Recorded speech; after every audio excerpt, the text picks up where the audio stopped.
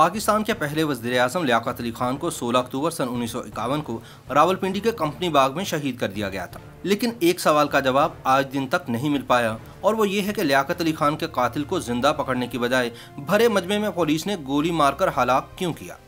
अगर कायदे मिल्लत का कातिल जिंदा पकड़ा जाता तो पाकिस्तान के पहले वज़ीर-ए-आज़म की शहादत के पीछे कारफरमा लोग बेनकाब हो जाते, और शायद इसी वजह से कातिल को भी मौका वारदात पर ही मार दिया गया। MS वेंकटरामानी अपनी किताब पाकिस्तान में अमेरिका का किरदार में लिखते हैं कि पाकिस्तानी हुकाम ने लियाकत अली खान के कातिल सैयद अकबर को एक अफगान शहरी करार दिया। अफगान हुकूमत के तर्जुमान ने फौरन पुरजोर दावा किया कि अकबर को उसकी कौम दुश्मन सरगर्मियों की बिना पर अफगान शहरियत से महरूम किया जा चुका था और अंग्रेज हुकाम ने इसे सूबा सरहद में पनाह दे रखी थी।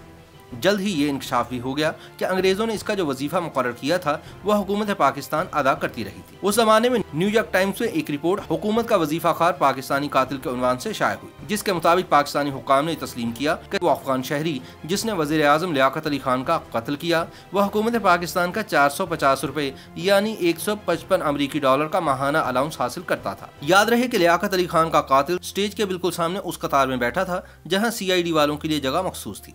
अपनी नशिस्त से वो लियाकत अली खान को बआसानी निशाना बना सकता था और इसने ऐसा ही किया और इसमें कामयाब भी रहा।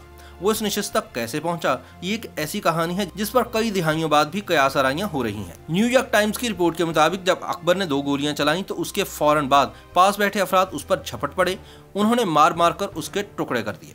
उस पर गोलियां भी चलाई गईं और इनमें कम से कम एक गोली एक पुलिस अफसर ने चलाई थी, जिसने बाद ये गवाही दी कि गोली चलाने का हुक्म उसे एक आला अफसर ने दिया था। यहाँ सवाल ये पैदा होता है कि क्या पुलिस के तरबियत याफ्ता एहलकार ये नहीं जानते थे कि कातिल को जान से मारने की बजाय जिंदा गिरफ्तार करना जरूरी है। जब इतने सारे लोग कातिल पर झपटे होंगे जिन्होंने उसके टुकड़े टुकड़े कर दिए हों तो उसके बाद वो यकीनन इस पोजीशन में नहीं होगा कि अपने पिस्तौल का मजीद इस्तेमाल करे। तो सवाल ये पैदा होता है कि फिर क्या वजह थी कि एक आला पुलिस अफसर ने इसके बावजूद उसे गोली मारने का हुक्म दिया और उनके इस हुक्म पर फौरी अमल दरामद भी हो गया। लियाकत अली खान के कत्ल का मामला बिल्कुल वैसा ही है जैसा कि सन 2007 में बेनजीर भुट्टो की शहादत के बाद हुआ, जिसके फौरन बाद रावलपिंडी फायर ब्रिगेड के अमले ने जाए वकुआ को पानी के जरिए धोकर चमका डाला।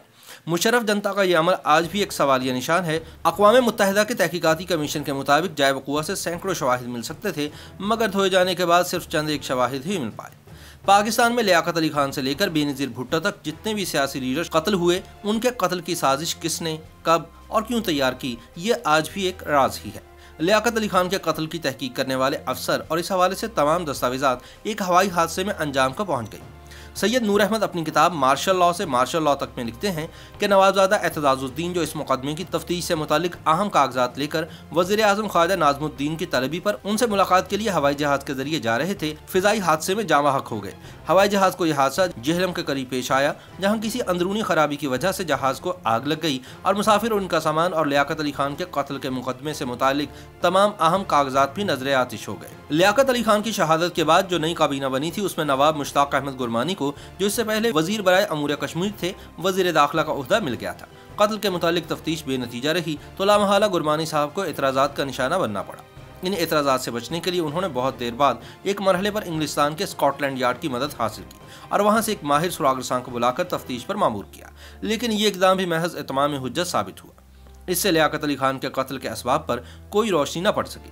इसके बाद सन 1958 में एक अजीब इंकशाफ हुआ। फरवरी सन 1958 में जब हत्क इज्जत का मशहूर मुकदमा बनाम ZA Sulehri Lahore high court के एक जज के रूबरू ज़ेरे समात था, तो एक नुक्ते की तस्दीक के लिए अदालत ने लियाकत अली खान के कत्ल के मुतालिक पुलिस की तफ्तीशी कार्रवाइयों की फाइल देखना चाहिए और अटॉर्नी जनरल पाकिस्तान से, जो अदालत में मौजूद थे, दरियाफ्त किया कि क्या इस तफ्तीश से मुतालिक सरकारी फाइल अदालत को मुहैया की जा सकती है। अटॉर्नी जनरल ने 25 फरवरी सन 1958 तक जरूरी मालूमात मुहैया करने का वादा किया। यह वादा पूरा न हुआ तो अदालत ने अटॉर्नी जनरल को एक चिट्ठी भिजवाई। उसने जवाब में कहा कि मुतल्लिका फाइल हुकूमत मगरबी पाकिस्तान के चीफ सेक्रेटरी की तहवील में है। अदालत ने इस फाइल को मंगवाने के लिए समन जारी किए। 1 अप्रैल सन 1958 को सूबाई हुकूमत के एडिशनल एडवोकेट जनरल ने अदालत के सामने पेश होकर बयान किया कि मुतल्लिका फाइल गुम हो चुकी है और उसकी तलाश की जा रही है और फिर इसके लिए मोहलत भी मांगी गई। 8 मार्च को CID के एक अफसर ने अदालत को मुत्तला किया कि तलाश के बावजूद फाइल का कोई पता नहीं चल सका, लिहाजा हुकूमत इसे पेश करने से माजूर है। लियाकत अली खान के कत्ल पर सियासतदानों के रवैयों के बारे में अयूब खान अपनी किताब जिस रिस्क से आती हो परवाज में कोताही में लिखते हैं कि जब मैं पाकिस्तान वापस आया तो मुझे कराची में नई काबीना के अरकान से मिलने का इत्तफाक हुआ, लेकिन इनमें से किसी ने भी ना तो मिस्टर लियाकत अली खान का नाम लिया और ना ही इनके मुंह से इस वाक़े पर अफसोस या दर्दमंदी के 2 बोल ही निकले। गवर्नर जनरल गुलाम मोहम्मद भी इस हकीकत से बेखबर थे। इन हजरात में से हर एक ने खुद को किसी न किसी तरह तरक्की के बाबे अरूज पर पहुंचा दिया था। वजीर आजम लियाकत अली खान की मौत ने गोया इनके लिए तरक्की की नई राहें खोल दी थी। इस बात से दिल में हद दर्जा कराहत और नफरत पैदा होती थी। बात तो बेशक तलख है, लेकिन मुझे ऐसा महसूस हुआ कि जैसे इन सब लोगों ने इत्मीनान का सांस लिया हो कि वो वाहिद शख्सियत जो इन सबको काबू में रख सकती थी दुनिया से उठ गई है। YouTube पर गूगली न्यूज देखने के लिए youtube.com की सर्च बार में गूगली न्यूज टीवी टाइप करें। गूगली न्यूज के पेज पर सुर्ख रंग के सब्सक्रिप्शन वाले बटन पर क्लिक करना ना भूलिए। YouTube पेज पर अपलोड होने वाली वीडियोस से बाखबर रहने के लिए बेल आइकन पर क्लिक कीजिए। आपको हर नई वीडियो के बारे में नोटिफिकेशन मौसूल हो जाएगा।